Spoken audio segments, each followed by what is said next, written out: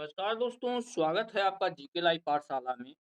Uttar Pradesh police SI भर्ती के लिए मूल विधि की सीरीज हम लोग यूथ कंपटीशन टाइम्स से शुरू किए थे, जिसमें से 3 प्रैक्टिस सेट हो चुके थे मूल विधि के। आज आपका चौथा प्रैक्टिस सेट है। इससे पहले 3 न देखे हो तो जाकर ज़रूर देखिएगा। जो भी लोग नए जुड़े हैं, प्लीज़ आप लोग वीडियो को लाइक करिएगा, चैनल को ज़रूर सब्सक्राइब कीजिएगा। बहुत ही अच्छे बुक है, एकदम जो है लेटेस्ट पैटर्न पर है, तो इसे आप लोग कवर करेंगे तो आपको पता चलेगा कि सारे क्वेश्चन जो है आपके लेटेस्ट पैटर्न पर हैं। इसी तरह से आपके पेपर में क्वेश्चन देखने को मिलेंगे। मूल विधि का ये स्पेशल क्लास है, तो आप लोग जो है, जो भी लोग नए जुड़े हैं, प्लीज वीडियो को लाइक जरूर कीजिएगा। क्वेश्चन दिया गया है, जमींदारी उन्मूलन समिति के तत्कालीन उपाध्यक्ष कौन थे? जवाब हो जाएगा आपका ऑप्शन नंबर बी, ये थे आपके हुकुम। जमींदारी उन्मूलन के तत्कालीन जो है उपाध्यक्ष कौन थे? हुकुम सिंह थे। और उस समय मुख्यमंत्री की अगर हम बात करते हैं, तो वो थे आपके पंडित गोविंद वल्लभ पंत के समय में जमींदारी उन्मूलन आया था। दूसरा प्रश्न दिया गया है, किस वाद में अवधारित किया गया कि कोई भी पंजीकृत सोसाइटी गैर राजनीतिक स्वैच्छिक संघ अनुच्छेद 32 के अधीन उपचार के लिए रिट याचिका फाइल कर सकता है? इसके अनुच्छेद 32 के तहत एक किस वाद में आया था? तो यह जो है डीएस नकारा बनाम भारत संघ वाद में आया था। ये ऑप्शन सही है। कौन? डीएस नकारा बनाम भारत संघ राज्य में आया था, और यह जो है 1988 में यह मामला आया था। तीसरा प्रश्न यहाँ पर दिया गया है, पीआईएल किस पर आधारित है? पीआईएल किस पे आधारित है, यह पूछा गया है आपको। जवाब हो जाएगा, यह जो है आपके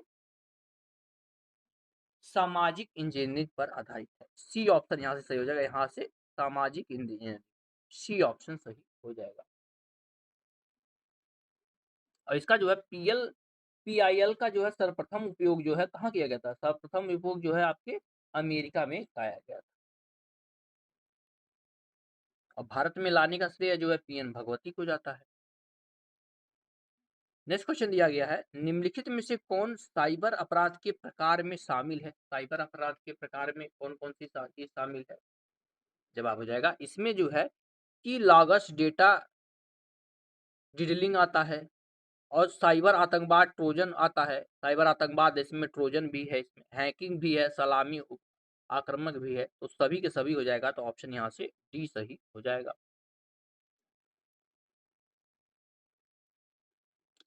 आगे बढ़ते हैं पांचवें प्रश्न की तरफ।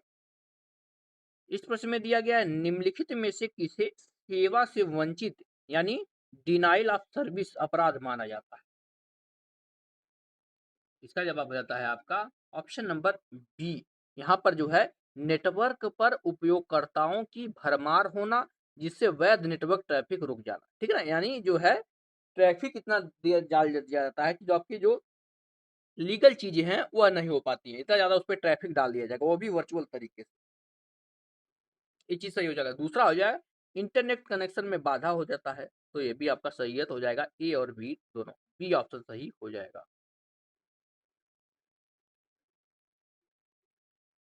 नेक्स्ट क्वेश्चन है, सूचना तकनीकी अधिनियम की किस धारा के अधीन धोखे द्वारा कंप्यूटर के स्रोतों का प्रतिरूपण को अपराध घोषित किया गया है? इसका जवाब हो जाता है आपका ऑप्शन नंबर यहाँ से छठे का सी सही हो जाएगा। धारा 66 डी में इसका वर्णन किया गया। इसमें धारा 66 डी में।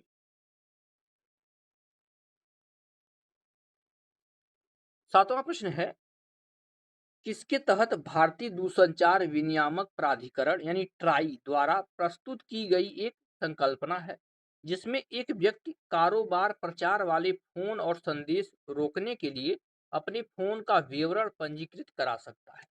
कौन करा सकता है पूछा गया है। जवाब हो जाएगा, यह जो है परेशान न करें यानी डू नॉट डिस्टर्ब। आप लोग देखते हैं बार बार आपके आता है कि अपने जो है एसएमएस जो है बाहरी एसएमएस आ रहे हैं जिसको आपको आवश्यकता नहीं है, तो आप जो है डू नॉट डिस्टर्ब जो है कर सकते हैं, यानी ऑन करा सकते हैं, जिसमें आपको जो है एक एसएमएस सेंड करना रहता है, तो आपके मोबाइल पर डू नॉट डिस्टर्ब आ जाएगा। तो इससे क्या होगा, कोई भी कंपनी का कॉल या एसएमएस आपके फोन पर नहीं आएगा।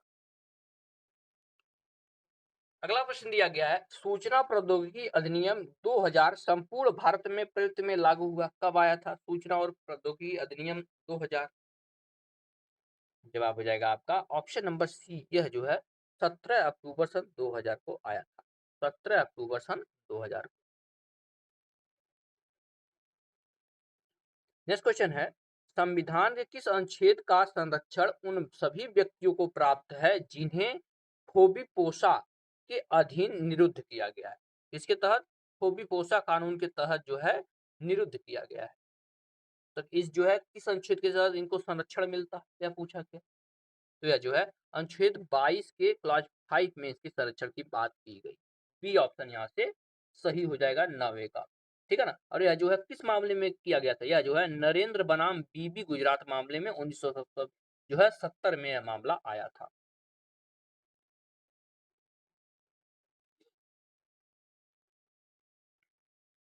अगला प्रश्न है, राष्ट्रीय सुरक्षा कानून को किस सन में कानूनी दर्जा प्रदान किया गया था? राष्ट्रीय सुरक्षा कानून को जवाब हो जाएगा यह जो है 1980 में दिया गया था। सी ऑप्शन हो जाएगा कब? 1980 में कानूनी दर्जा दिया गया था।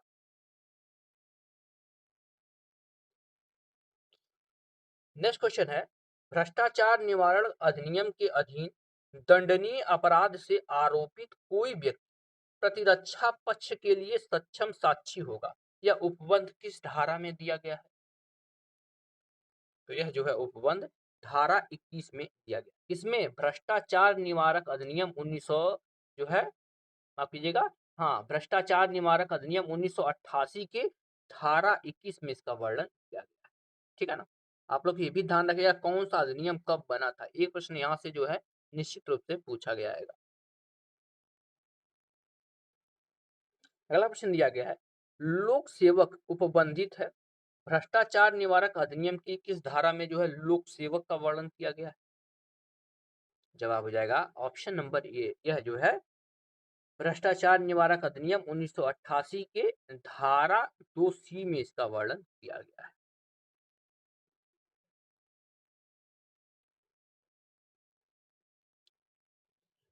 अगला प्रश्न दिया गया है, आयकर अधिनियम में किस फॉर्म का एक प्रमाण पत्र है? कौन सा फॉर्म है जो एक प्रमाण पत्र है जो नियोक्ता अपने कर्मचारियों को देता है? यह नियोक्ता द्वारा कर्मचारी के वेतन से काटे गए कर की राशि प्रमाणित करता है। तो कौन सा फॉर्म होता है? तो यह जो है फॉर्म 16 होता है। ठीक है ना। कौन सा फॉर्म होता है?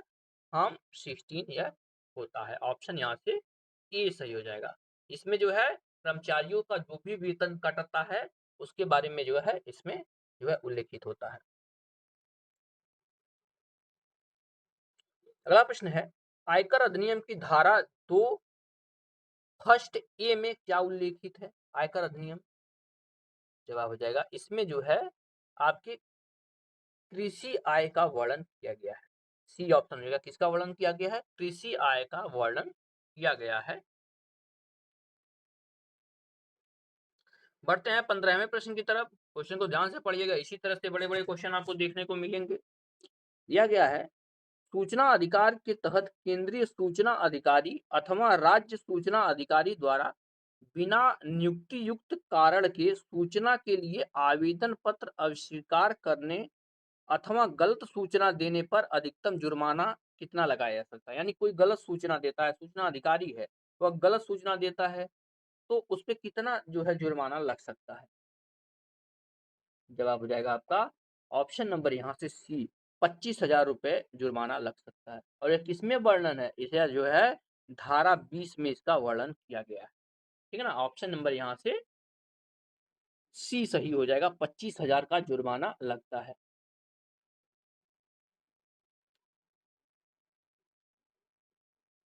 अगला प्रश्न है, ऐसी सूचना जिसके प्रकटीकरण से न्यायालय का अवमान हो लोक प्राधिकारियों द्वारा दी जा सकती है?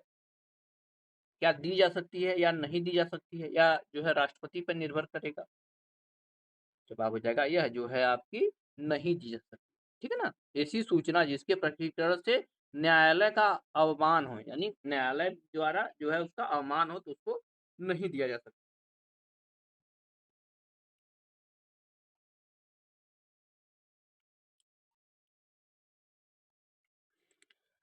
नेक्स्ट क्वेश्चन है, सूचना के अधिकार अधिनियम की कौन सी धारा के उपबंध तुरंत अर्थात 15/6/2005 से ही प्रभावी होंगे? जवाब हो जाएगा यह जो है सभी धाराएं, जिस दिन कानून बनेगा उसी दिन से सभी धाराएं लागू हो जाएंगी। तो आपकी कोई भी धारा दिया जाता है तो जिस दिन कानून लागू होगा उसी दिन से सारे धाराएं लागू हो जाती हैं। तो हो जाएगा ऑप्शन डी उपयुक्त सभी। ऑप्शन यहाँ से डी सही हो जाएगा। अगला प्रश्न दिया गया है, मानव अधिकारों की सार्वभौमिक घोषणा की भाषा सभी पुरुषों को समान बनाया है, ठीक है ना, सभी मनुष्यों को समान बनाया गया है में बदलने के लिए कौन जिम्मेदार था? जवाब हो जाएगा आपका इसके लिए जो है आपके हंसा मेहता जिम्मेदार थे। डी ऑप्शन सही का हंसा मेहता। ऑप्शन नंबर यहाँ से डी सही हो जाएगा।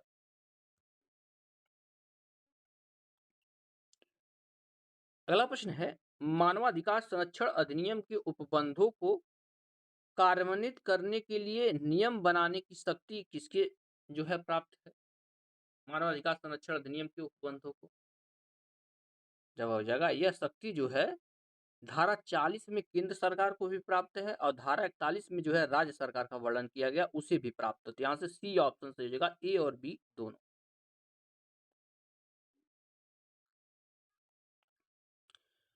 20वें प्रश्न में दिया गया है, राष्ट्रीय मानवाधिकार आयोग का महासचिव कौन होगा? बहुत बार यह प्रश्न पूछा गया है अलग अलग एग्जामों में भी। जवाब हो जाता है भारत सरकार के सचिव पक्ष का एक अधिकारी होगा, यानी जो है सचिव लेवल का एक अधिकारी होगा, वह जो है महासचिव हो सकता है। किसका? राष्ट्रीय मानवाधिकार आयोग का।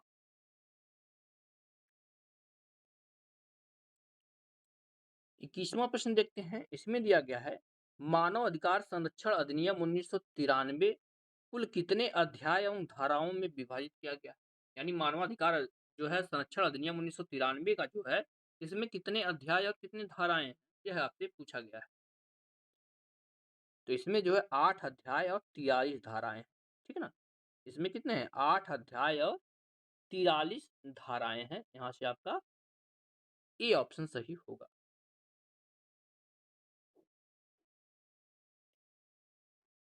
अगला प्रश्न दिया गया है, दहेज मृत्यु की उपधारणा किसमें वर्णित की गई है? कौन सी धारा में दहेज मृत्यु की? जवाब हो जाएगा यह जो है भारतीय साक्ष्य अधिनियम 2023 की धारा 118 में इसका वर्णन किया गया, ठीक है ना। किसमें? धारा 118 में इसका वर्णन किया। किस कौन से अधिनियम में? यह जो है भारतीय साक्ष्य अधिनियम 2023 में आया है, इसकी धारा 118 में दहेज मृत्यु की उपधारणा दी गई।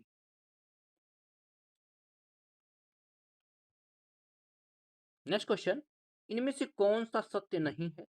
केंद्रीय सरकार चिड़ियाघर प्राधिकरण के सदस्यों को हटा सकती है, यदि वह क्या करेंगे?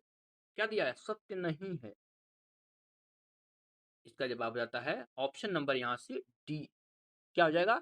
इजाजत लिए बिना प्राधिकरण के लगातार 2 अधिवेशनों में अनुपस्थित होने पर जो है हटा नहीं सकती है, ठीक है ना। ऑप्शन यहाँ से डी सही हो जाएगा। और किस तरह से वो हटा सकती है इसके भी देख लीजिए। यहाँ पर दिया गया जैसे अगर वह दिवालिया हो गया तो भी हटा सकती है, अगर वह विकृत हो यानी पागल हो तब भी हटा सकती है, किसी अपराध के लिए दोषित ठहराया गया हो तब तो हटा ही देगी, कार्य करने से वो खुद कर देता कि हम नहीं कार्य कर पाएंगे तब भी हटा देगी। और जो है यहाँ पर ये वाला आपका डी जो ऑप्शन है यह सही हो जाएगा। नेक्स्ट क्वेश्चन है, वन्य जीव संरक्षण अधिनियम का विस्तार है कहाँ पर है? यह प्रश्न बार बार देखिए इस सीरीज में हर जो है सेट में आ गया कि कौन सा जो है अधिनियम बना है कहाँ कहाँ लागू है। तो आप लोग जानते हैं जब से जो है जम्मू कश्मीर को जो है पूरे जो है केंद्र शासित प्रदेश बना दिया गया है, उसको जो है विशेष उपबंध जो मिले थे हटा दिया गया, तब से हर अधिनियम हर धारा जो है पूरे भारत पे लागू होती है। तो यहाँ पर हो जाएगा संपूर्ण भारत पर, संपूर्ण भारत पर हो जाएगा। ऑप्शन यहाँ से ए सही हो जाएगा। आगे देखते हैं, पर्यावरण का संरक्षण व सुधार भारतीय संविधान के किस अनुच्छेद में है? पर्यावरण संरक्षण व सुधार, जवाब हो जाएगा यह जो है अनुच्छेद 48 ए में है। ऑप्शन यहाँ से ए सही होगा, किसमें? अनुच्छेद 48 ए में इसका वर्णन जो है किया गया है। अगला प्रश्न दिया गया है, पर्यावरण संरक्षण अधिनियम भारत गणराज्य के किस वर्ष में संसद द्वारा अधिनियमित किया गया है? कौन? पर्यावरण संरक्षण अधिनियम। इसका जवाब हो जाता है ऑप्शन ए। यह जो है 37वें वर्ष में अधिनियमित किया गया है। कब किया गया है? यह जो है 1986 में किया गया है। ठीक है ना, यानी जब भारत गणराज्य हुआ, यानी 1950 के 37वें वर्ष बाद 1986 में किया गया।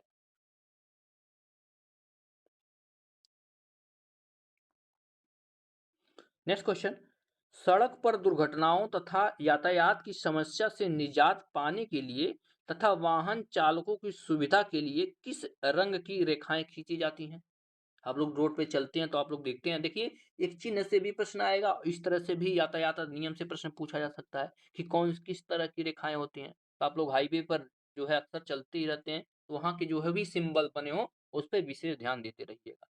जवाब हो जाएगा इसमें जो है आपके सफेद भी खींचे जाते हैं और पीले भी खींचे जाते हैं, तो जाएगा उपयुक्त दोनों। काली रेखाएं नहीं होती हैं, सफेद रेखाएं कहीं कहीं होती हैं और कहीं कहीं जो है पीली रेखाएं भी होती हैं। यहाँ से आपका ऑप्शन नंबर सी सही हो जाएगा। सीरीज पसंद आ रहे हो तो प्लीज आप लोग लाइक जरूर करते रहिए, जो भी लोग नए जुड़ रहे हैं प्लीज आप लोग सब्सक्राइब का बटन तो जरूर प्रेस कर दीजिए। अगला प्रश्न है, केंद्र सरकार द्वारा मोटर वाहन संशोधन अधिनियम 2019 के तहत मोटर वाहनों को वापस बुलाने का आदेश दिया जाएगा। यदि कोई वाहन कैसा होता तो उसे वापस बुला लिया जाएगा। जवाब हो जाएगा वाहन पर्यावरण को क्षति पहुंचाता। अगर कोई वाहन है जो पर्यावरण उससे जो है संतुलन बिगड़ रहा है, यानी पर्यावरण को नुकसान पहुंचा रहा है, तो ऐसे वाहनों को जो है वापस बुला लिया जाएगा। ठीक है ना, और यह जो है कठोर नियम कब बना? 2019 में यह बन गया था। ठीक है ना, ऑप्शन यहाँ से सी सही होगा। अगला प्रश्न है, मोटर वाहन अधिनियम 1988 में कुल कितनी धाराएं हैं? सीधे तौर पर या जो आसान तरह से भी प्रश्न पूछ लिया जाता है। जवाब हो जाएगा इसमें कुल जो है आपके 217 धाराएं हैं। ठीक है ना, 217 धाराएं हैं और यही अध्याय की बात किया जाए तो 14 अध्याय हैं। दोनों आप लोग ध्यान रखिएगा, 14 अध्याय हैं और 217 धाराएं हैं। अगला प्रश्न, एससी एसटी एक्ट जो कि 1989 में बना था, इसमें कुल कितनी धाराएं हैं? एससी एसटी एक्ट में इसमें जो है कुल 23 धाराएं। ऑप्शन यहाँ से ये सही का 23 धाराएं हैं और 5 अध्याय हैं। एससी एसटी एक्ट में कुल 23 धाराएं और 5 अध्याय।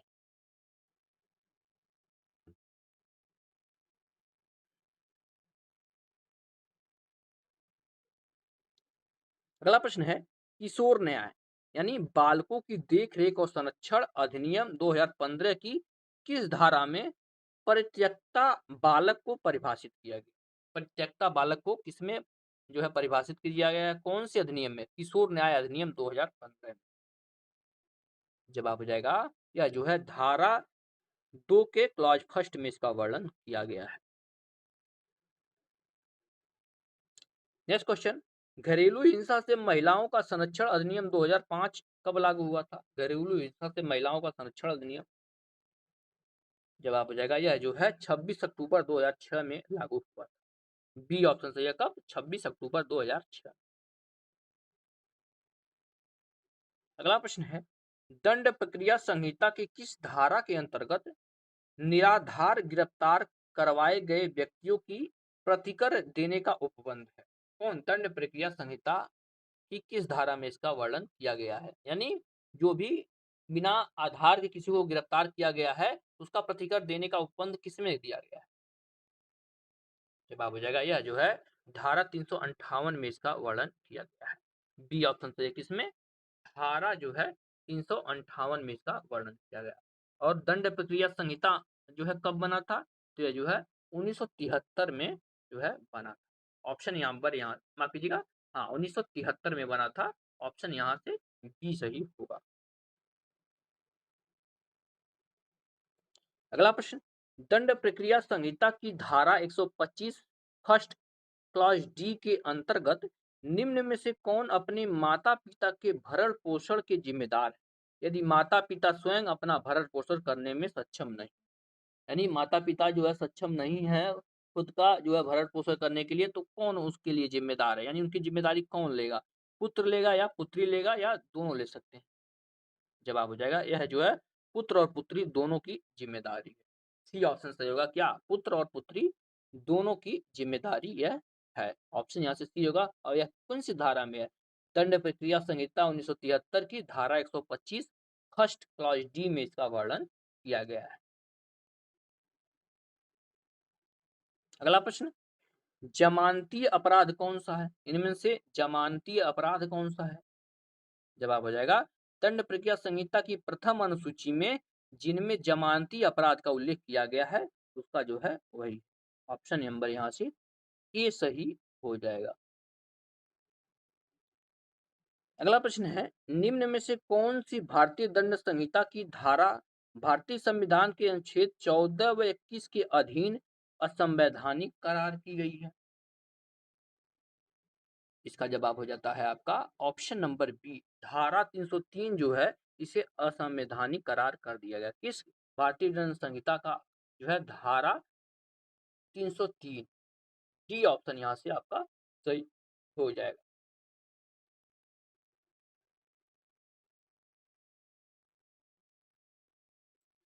अगला प्रश्न है, बूटा सिंह बनाम पंजाब राज्यवाद किससे संबंधित है? बूटा सिंह बनाम पंजाब राज्यवाद, जवाब हो जाएगा यह जो है ऑप्शन नंबर यहाँ से डी सही होगा। यह जो है धारा 99 से संबंधित, डी ऑप्शन सही हो जाएगा। किससे?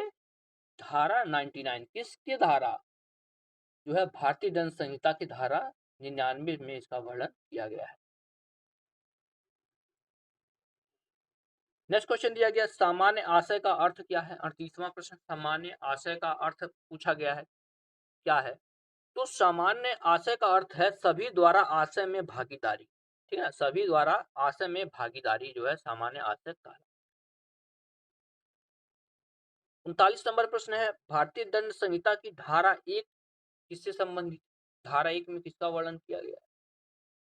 तो इसमें जो है नाम और उसके प्रवर्तन के विस्तार का वर्णन किया गया, यानी किसी भी चीज का नाम और वह कहाँ तक उसका विस्तार है इसका वर्णन।